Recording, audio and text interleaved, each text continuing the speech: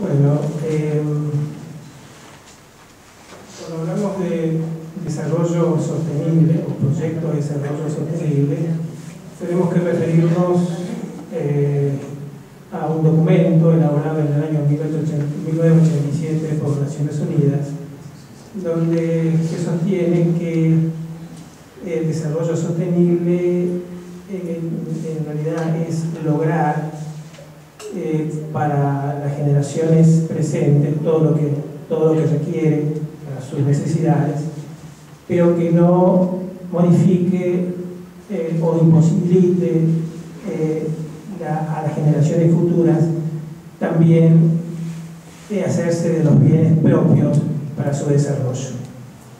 En ese documento se hace referencia al cuidado del medio ambiente, se hace especial referencia al cuidado del medio ambiente, se hace especial referencia también a las normas, que deben ser normas seguras y claras.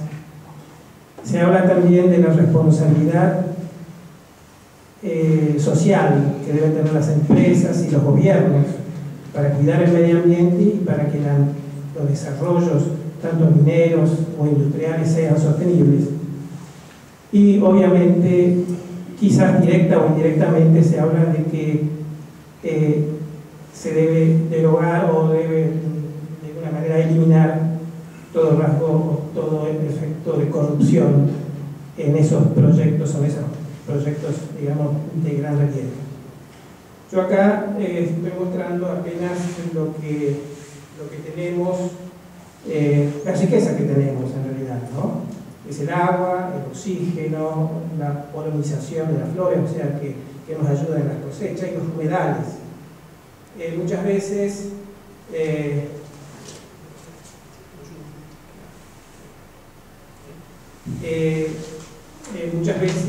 los grandes proyectos producen un impacto favorable en lo que hace al Producto Bruto Interno, pero a su vez se empobrecen porque se pierden riquezas naturales o se modifica o se cambia el medio ambiente de modo tal de que es en realidad lo que dice un refrán español: pan para hoy y hambre para mañana.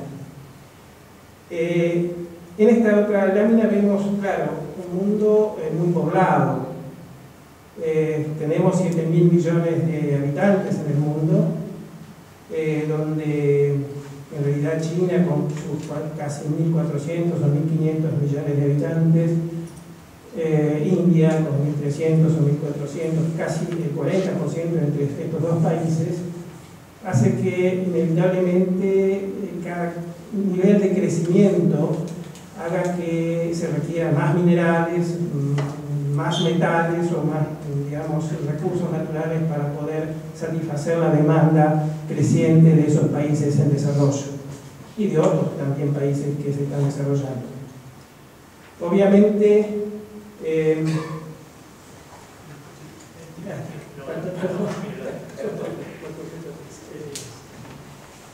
podemos ver rápidamente, para hacer un pequeño análisis, vemos por ejemplo que China desde el 2004 al 2012 ha incrementado sustancialmente el consumo de determinados metales, aluminio, cobre, hierro, casi ha duplicado ese porcentaje.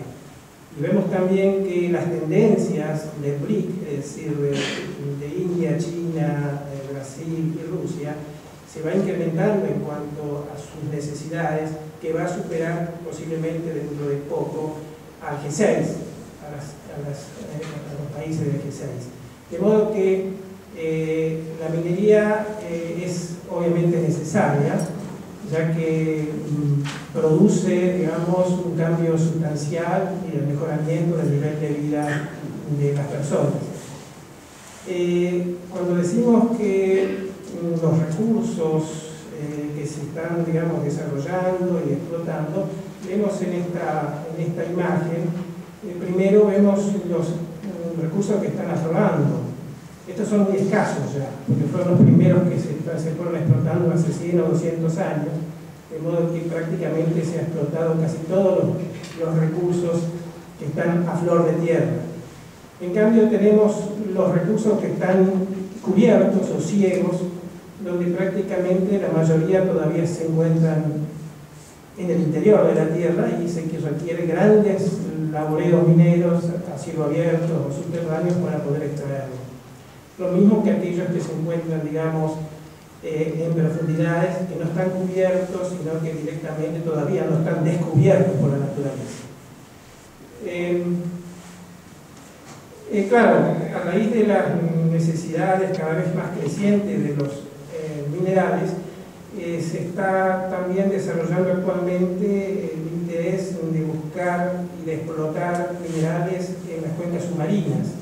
Y aquí les estoy mostrando de una manera rápida, digamos, una propuesta de explotación submarina de recursos de cobre y oro en Nueva Guinea.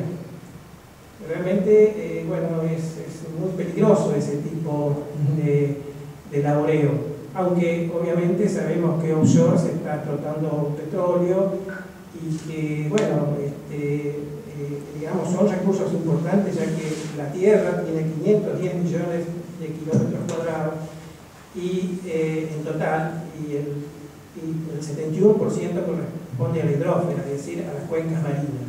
De modo que muchos recursos se encuentran debajo del mar, además de lo que existe sobre la corteza terrestre. En definitiva, yo creo que no podemos hablar del agotamiento de los minerales, pero lógicamente, si queremos cuidar el medio ambiente, tenemos que ser racionales y así como cuidar en general el medio ambiente, también cuidar los recursos y tratar, si bien no son renovables, tratar de utilizarlos de la mejor manera, reutilizar los elementos para poder de esa manera ser más amigables con el ambiente.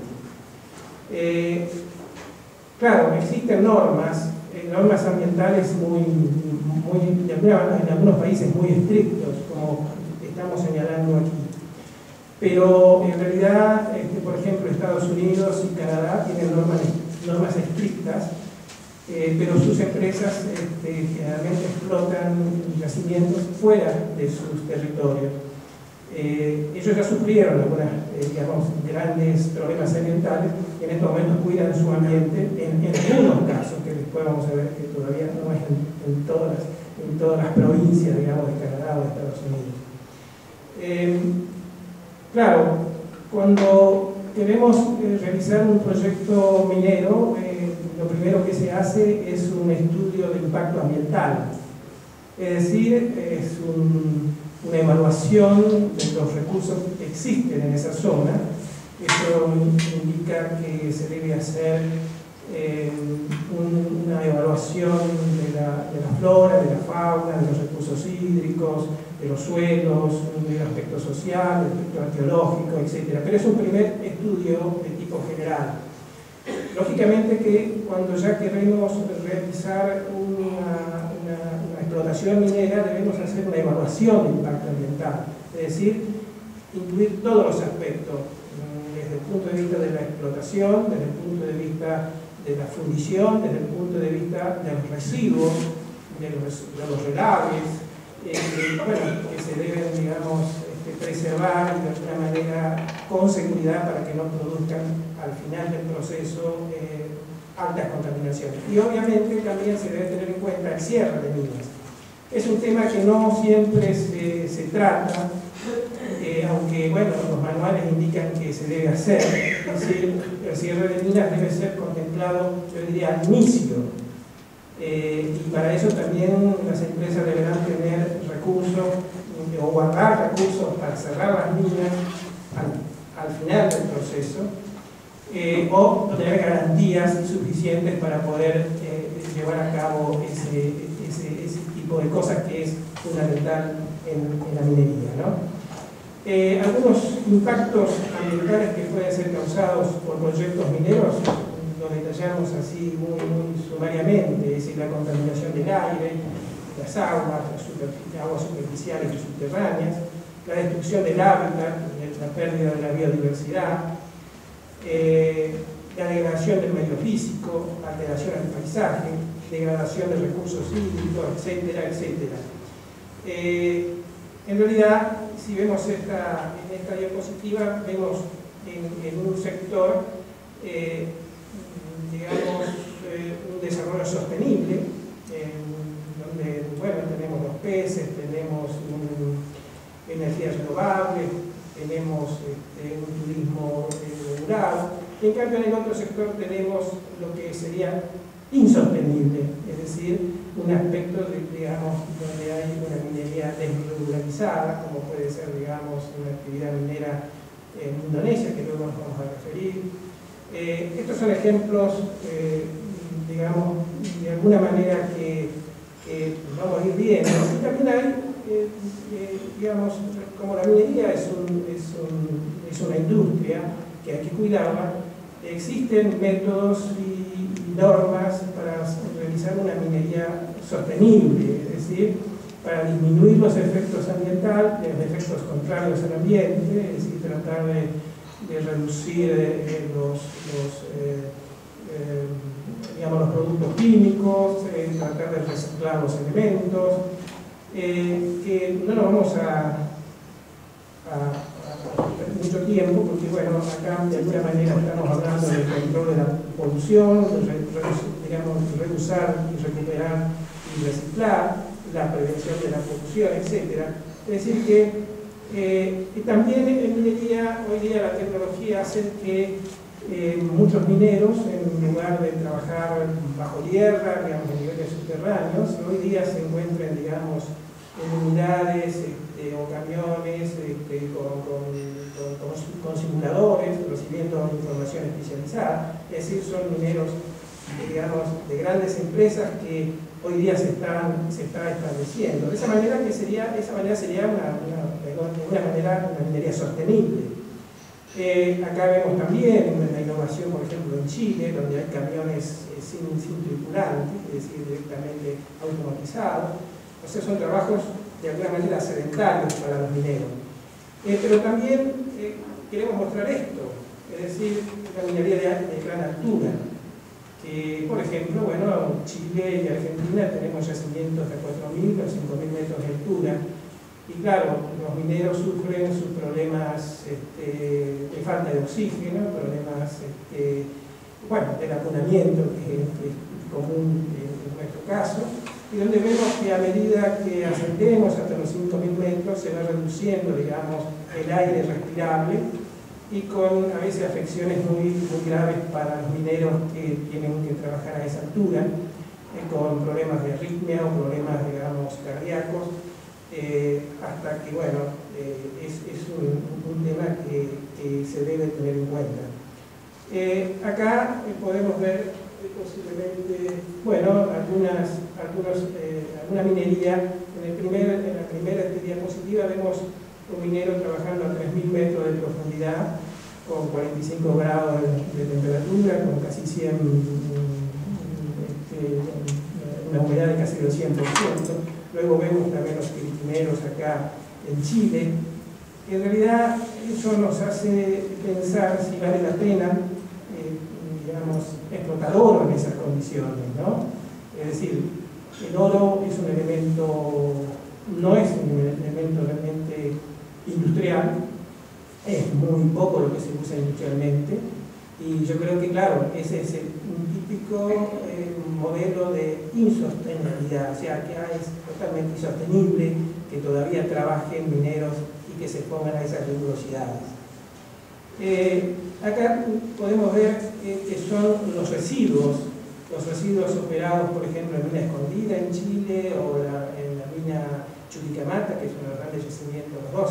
La Mina Escondida es el yacimiento de cobre más grande del mundo, y Chuquicamata es el yacimiento que se explota a cielo abierto también más grande del mundo, los dos están en Chile, y esos son los residuos que se encuentran en torno a los yacimientos.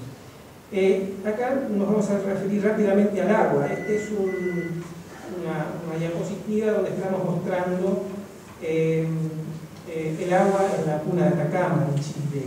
Es una zona desértica donde el agua vale mucho.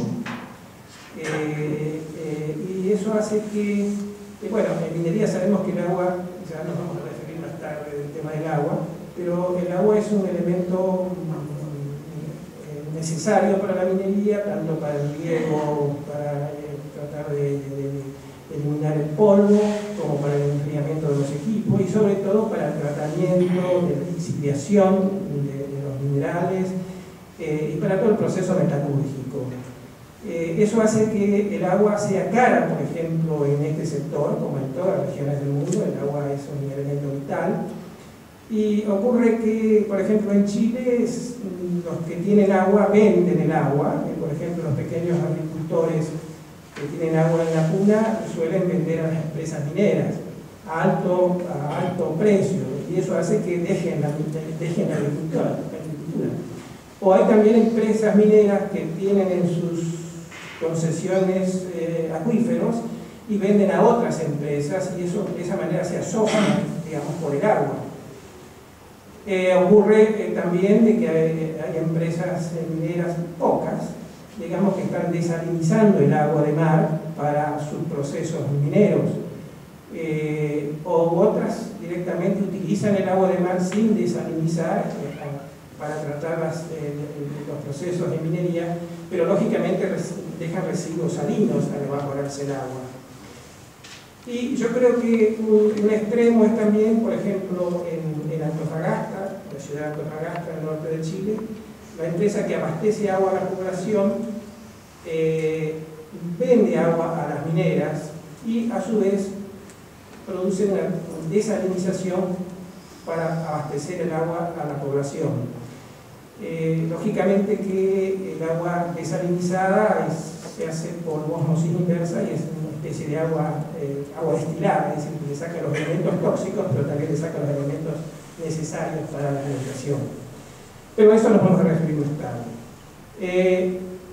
Este es un ejemplo, bueno, un ejemplo de Chile, justamente. Vemos acá, por ejemplo, que Chile, digamos, ha emitido en el año 2008-2009 119 millones de toneladas de dióxido de carbono que se emite a la atmósfera. Y eso hace porque eso se produce precisamente por digamos, las usinas térmicas a carbón.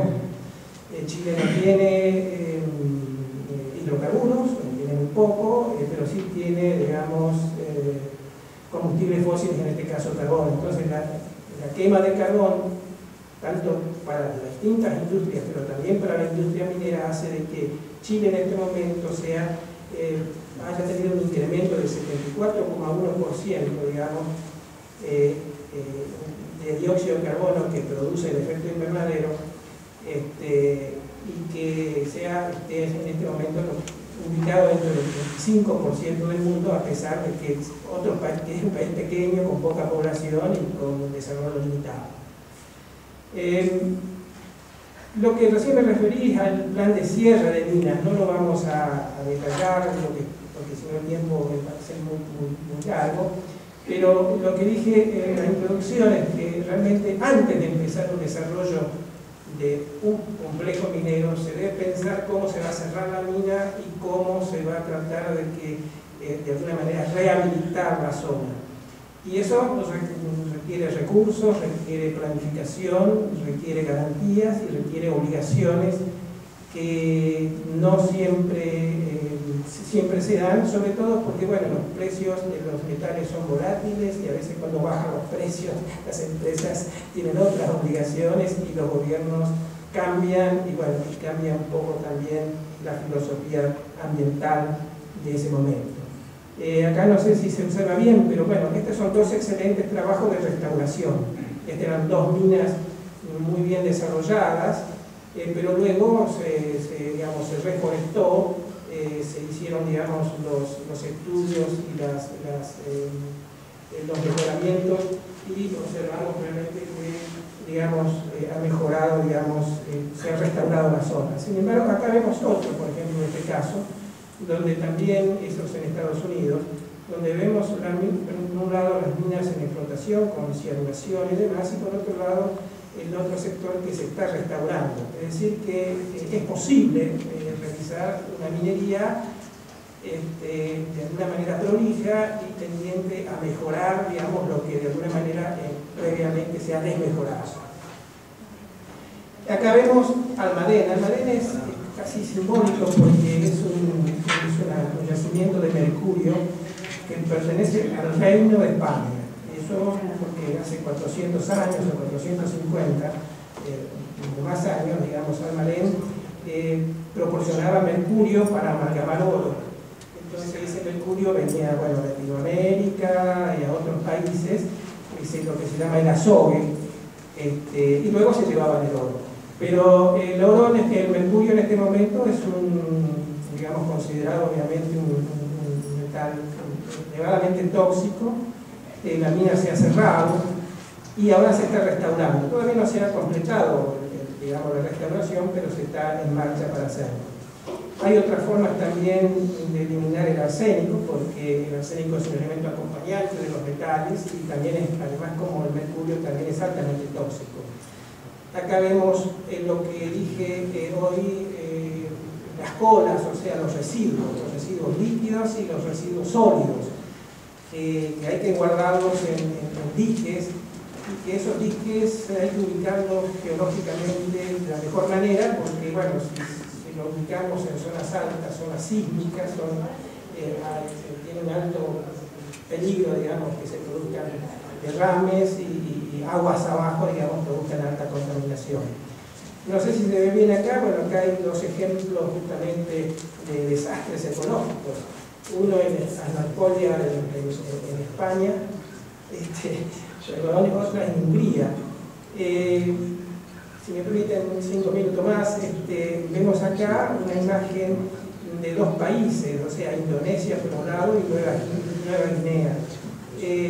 Esta tenemos la franja marrón, digamos, donde están los yacimientos más altos, 4.500 a 5.000 metros, y la parte verde donde ya tenemos la parte más baja, es decir, que hay una gran diferencia, digamos, de topografía y de altura. Y tenemos justamente ahí grandes desastres aguas abajo, que en este caso uno puede ver directamente, digamos, las dificultades de ascenso, las dificultades, digamos, de trabajar a esa altura. Y este caso, por ejemplo, que estoy mostrando es muy cerca de acá, Chile, y estamos prácticamente se está trabajando en un yacimiento que se llama La Dificultad sobre casi una zona periglacial.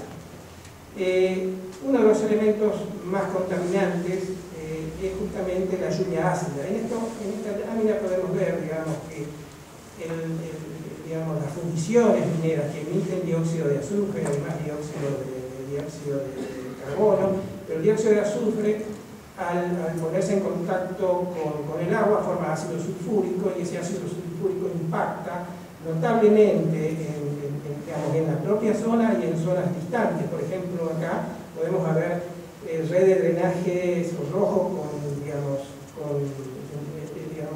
una lluvia ácida, es decir, un pH muy bajo, pero además con metales pesados. Y acá vemos los terrenos impactados.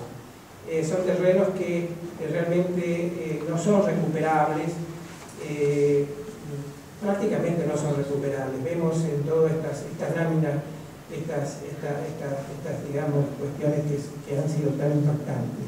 Pero también tenemos que ver que además del hombre, de la acción antrópica que produce problemas ambientales, también la acción de la propia naturaleza, como se puede observar en este volcán, el volcán de Pinatubo, que es un volcán filipino que ha generado enormes cantidades, digamos, de dióxido de carbono, pero también de mercurio, que recién estamos refiriendo.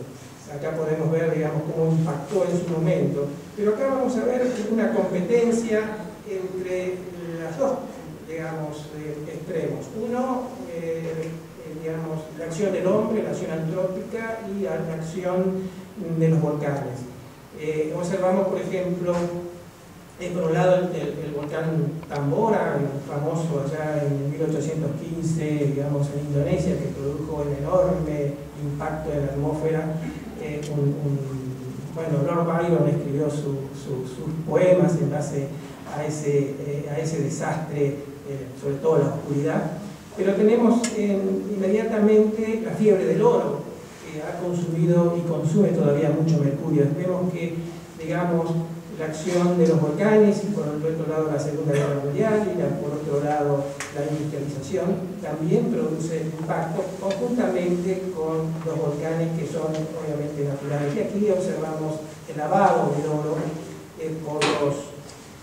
por los piquineros, estos mineros informales que en Latinoamérica se calcula que debe haber más de 1 millón de personas trabajando de forma muy marginal en la Amazonia brasilera, en Ecuador, en Perú, en el mismo Chile, en el mismo Argentina también hay gobiernos provinciales que compran el oro a los pequeños, digamos, informales que lavan el oro a veces con mercurio.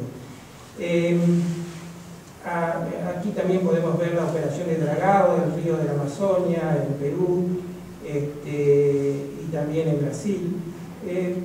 Pero esto quizás valga la pena hacer un poquito de mayor detalle. Sabemos que la tecnología requiere elementos, nuevos elementos. No son nuevos porque figuran en la tabla periódica, pero en general hoy día como el niobio, el tantalio, las tierras raras, el galio, el indio, el germanio, son elementos que prácticamente no se utilizaba en la industria. Pero sí se está utilizando hoy día en las nuevas tecnologías, en los celulares, en esos avances, digamos, tecnológicos que cada vez nos hacen cambiar los celulares cada 3 meses. Pero eso hace también de que de pronto se requiera mayor cantidad de esos elementos. Y por ejemplo, Angola, que es un país pobre, pero que es rico en niobio y tantalio, tiene el 80% de las reservas del mundo. Podemos ver, no sé si se ve en esa diapositiva, pero se ven, digamos, la gente que está explotando de forma muy rudimentaria. Podemos ver a los niños prácticamente que están desarrollando esa minería muy artesanal que hoy día se llama el oro gris. Cada kilo de niobio tantalio, normalmente lo llaman coltán, porque es columpio tantalio, en realidad es una serie isomorfa. Y en realidad, bueno, estamos realmente produciendo gran desastre, una gran marginación por estas nuevas tecnologías que son necesarias, pero quizás la sostenibilidad, digamos, de estas industrias tendrían que prever también de dónde se extrae el mineral, cuáles son las reservas, porque claro, atrás de todo eso existe un tráfico de acopiadores, bueno, guerrillas, guerras, hay varios millones de muertos, directa o indirectamente, por la producción de este metal. Hace poco tiempo me llama un columnista argentino preguntando qué era el coltán. Yo le expliqué, etcétera, y me dice, ¿hay en Argentina? Y le digo, sí, hay en Argentina. ¡Ay, qué macana!, me dicen, porque, digamos, va a pasar lo mismo que en Angola. Le digo, no tiene por qué ser así. No, mejor que no, me dijo. Bueno, claro, eso es un poco lo que de alguna manera uno quiere en esa charla definir. Si estamos, digamos, hay una creciente oposición a la minería. Algunos por cuestiones objetivas, otros por cuestiones ideológicas. Otros lo aceptan, pero lejos de su ciudad o de su pueblo o de su país. Y en realidad deberíamos establecer algo que sea sustentable o sostenible para todo el mundo, y en ese caso no deberíamos sufrir ni siquiera observar esta diapositiva.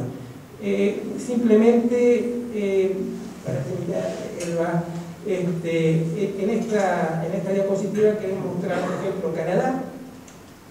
Canadá no es un país petrolero, sin embargo, en este momento está segundo en el ranking como reserva de petróleo. Primero Arabia Saudita, luego Irán, luego Irak. Eso casi es llamativo, pero en realidad es un bitumen que se extrae desde arenas con mucho bitumen, y que produce precisamente ese desastre, la desolación de las áreas en la zona de Alberta. Estas áreas son totalmente devastadas cuando previamente existía el bosque boreal en esa zona. Es decir, la necesidad de recursos energéticos y sobre todo los problemas de abastecimiento ha hecho que, bueno, sacamos recursos de donde podemos. Esto es lo que de alguna manera se está haciendo también, sobre todo en las arenas con bitumen, es decir, se está haciendo lo que se llama un electrofrac, es decir, una introducción digamos, eléctrico, de microondas, de esta manera de fundir el bitumen en profundidad y obtener el gas. Y por último, y le agradezco que me hayan hablado unos minutos más, le quiero mostrar el mapa de Nigeria.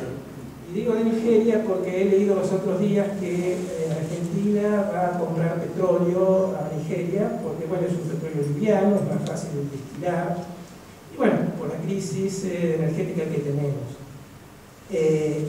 Pero claro, Nigeria tiene, el delta de Nigeria tiene ese petróleo, pero como podemos observar existen fuerzas regulares de la Marina, hay combate de las fuerzas rebeldes, hay quemas y polución en el delta del Níger, en definitiva es una destrucción del entorno nacional y eso también vale lo que dije recién, es decir, necesitamos recursos pero que sean de otro lado y tenemos que medir también ese sentido.